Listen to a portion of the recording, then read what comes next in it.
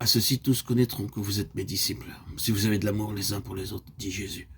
Vous savez tous ce que c'est que de porter un insigne. Beaucoup de chrétiens portent l'insigne de la croix bleue, et tout le monde sait ce que cela veut dire. Pour ceux qui ne sont pas au courant, porter la croix bleue signifiait être membre de la société qui s'engage avec l'aide de Dieu à ne boire ni vin ni alcool. Et Christ dit à ses disciples, « Je vous donne un signe, et cet insigne est l'amour. Ce sera votre signe distinctif. À ceci, tous connaîtront que vous êtes mes disciples. L'amour est la seule chose dans le ciel et sur la terre par laquelle les hommes peuvent me connaître.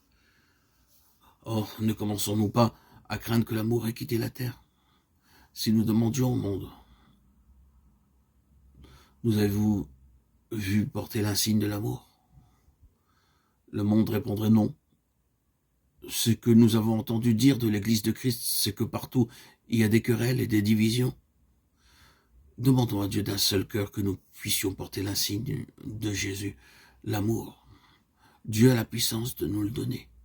Le fruit de l'esprit, c'est l'amour. Et pourquoi? Parce que l'amour seul peut chasser et vaincre notre égoïsme. Le moi est la grande malédiction, soit dans nos relations avec Dieu ou avec notre prochain, soit dans nos relations avec nos frères en Christ. Nous pensons à nous-mêmes et nous cherchons notre propre avantage. Le moi est notre plus grande malédiction.